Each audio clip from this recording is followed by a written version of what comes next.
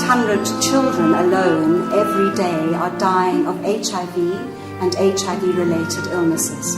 If women and children are affected in this way, our populations, our communities, our families, our societies, whole countries are severely debilitated. Our advocacy and campaigning work around HIV at the moment is raising awareness not only with our governments and with the United Nations AIDS program, working with WHO, but putting pressure now as far as we can through our work on pharmaceutical companies to provide medicines, to provide drugs that are adequate and appropriate to children who have HIV and who have tuberculosis. People not only they didn't have medication or access to testing, but they also didn't have access to food. We need to convince the caregivers how to give them drugs, how to help them remember to take their drugs at the right time, to ensure that the family that they're staying with, if their parents have died, has enough food, to really make sure that the child is being cared for both psychologically as well as physically. We're talking about saving mothers, saving babies.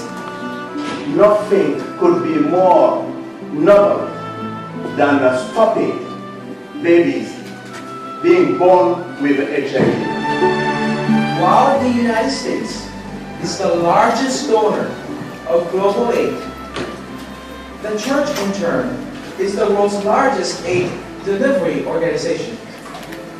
So clearly, my friends, our partnership really matters. Universal access is about social justice, practical act of compassion and service. A passion for justice for the poor is something close to your heart. When the world cares enough, the resources can always be found. In the AIDS movement, we look to the church for leadership. If we come together and if we make sure that we develop a new movement for making sure that no child will be born with HIV, we can start seeing a new generation free of HIV. Programs are really people translating those dollars into a compassionate and passionate way of delivering services to the least among us. The new goals under what was originally PEPFAR 2 now will be part of the Global Health Initiative under President Obama and Secretary Hillary Clinton is to treat at least 3 million people, prevent 12 million new infections, and care for 12 million people, including 5 million orphans and vulnerable children. President Obama has endorsed PEPFAR and endorsed a greater vision for global health under the Global Health Initiative that other large multilateral granting organizations, including the Global Fund, need to undergo the same analysis to carefully look and make sure that we're utilizing all partnerships, both in the Global Fund and other bilateral donor implementation. When Anna Maria arrived to participate in DREAM, she weighed a skeletal 64 pounds. And when she discovered that she had AIDS, her husband abandoned her and her neighbors isolated her. She was convinced that she was about to die not just because of AIDS, but because of the stigma that she felt. But today, Anna Maria is alive and well, and her children are well. So we are focusing on antigen, antibody, molecular detection, physical detection, probe detection, and of course immune cellular resistance. Find the right level, and we have to further simplify our methods to be able to provide appropriate diagnostics at each level of the diagnostic system or network. We have to find the best way of integration at each level of the diagnostic network, that the core and the fundament of such a service and network should be the integration of specimen collection and transportation. That we can try to provide these services under the same roof, if possible, at certain levels of the diagnostic network. Now everyone has access to DREAM because all the treatment, assistance, procedures and diagnostics are completely free of charge. Je suis africain, je vais parler avec les cœurs. Le pays est assez grand. La conférence épiscopale, les évêques, ils ont dit, nous allons essayer de faire de la lutte contre le VIH/SIDA notre chemin de bataille. Et c'est comme ça que vous pouvez voir, en fait, c'est que l'Église, excusez-moi, c'est que le nombre de structures que le pays offre, mais le nombre aussi de services que couvre la Caritas. Le grand défi qui se présente chez nous, c'est que une organisation comme Caritas, et nous avions, l'Église a dû préparer un plan d'action, n'est-ce pas, de lutte contre le VIH/SIDA, un processus, je dois vous l'avouer, très participatif. Toutes les organisations, que ce soit au niveau de l'État, que ce soit au niveau du système des Nations Unies, ont participé à l'élaboration de ce plan et on n'arrive pas à faire démarrer ce plan pour l'instant. So this is our objective, to really push forward the technology, the medical discoveries, the methodology for delivering health care on the part of state, so that there is a greater sensibility to protect mothers and to prevent that children be born sick. The issue of testing is important.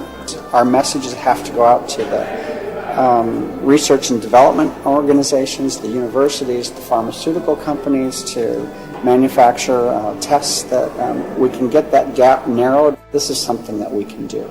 This is something we can contribute to. This is something we can really latch onto. The Catholic Church and the faith-based organizations in general are major partners in prevention and care. And especially for this area of HIV prevention, mother-to-child transmission, the faith-based organization and the network of the Catholic Church and Christian churches are extremely important. Even some AIDS patients, after that, they couldn't go to the church because some priests were afraid of HIV or because of stigma and discrimination. So he started to advocate and to raise, to ask the religious congregations to involve and to raise awareness about HIV/AIDS. It's a very important practical piece of partnership between the US Embassy to the Holy See, Caritas Internationalis, UNAIDS, WHO, and a whole range of other partners, both faith-based, UN and government. How will this person be fed when they begin to feel better? We have then to try and source funding for the food. We then have to source funding for income-generating projects and training. We have to provide the transport not only to the distant remote healthcare, but for the mobile program that goes out every morning and puts up chairs and tables under trees. HIV testing is central to the intervention. We need to do prevention of HIV and meet with care and support. I think we have to talk about programs, and because projects are, to me, it's a very limited word, and of course we need to have also something that lasts. Bambino Gesù is a very special mission because it's a unique hospital, actually. It's the hospital of the Catholic Church that by treating you realize in the same time prevention. We started from diseased children and now we have healthy children. We believed that we could make a difference by taking little steps in some remote areas of our missions when we put together what each one can do for our global community. But we still do not have universal access to treatment. With children, if we look specifically at children, the programs of the Catholic Church are attempting to put a number of services in place.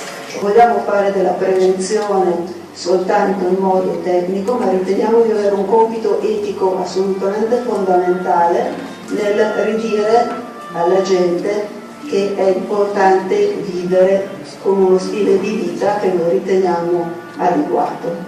And not only do we need to work with many other groups in building partnerships, I agree with that certainly, but I do think we have to work with ourselves to build partnerships as well. We need to find the ways to work together to raise our voices with and for those people living with HIV and AIDS, but most especially for the children who are living with HIV and HIV and TB co-infection, and also to make sure that that kind of transmission of infection does not happen in the future. As we can raise our voices and we can promote effective action together, because we cannot do it alone. Prevention of mother-to-child transmission starts with the testing and counseling of pregnant women. When it comes to the infant, however, detection in the infant is a bit different. Then, in the event that that's positive, we look forward to seeing treatment and monitoring for that infant as well. These are the people on the ground and working on the policy that will make it happen. We developed a new platform called the Green Light Committee that allow countries that follow certain criteria that have a good project and program in place to access to drugs at a very discounted price. That was really the beginning. Possiamo fare di più, dobbiamo fare di più. Come? 4 punti fondamentali, estrema concretezza. Innanzitutto, essendo più flessibili nei confronti della proprietà intellettuale. 2, essendo più flessibili sulla politica dei prezzi. 3, cercando di essere più aperti nelle collaborazioni per combattere le patologie nei paesi in via di sviluppo. Il 4, cercando di diventare e quindi di smettere i panni del fornitore di farmaci per trovare insieme delle soluzioni. Possiamo fare di più, dobbiamo fare di più. Let's gather our forces and spread out everywhere. What a game! What a game! To beat tuberculosis, we need support from all people and all governments. The world is in danger, and we must win this fight.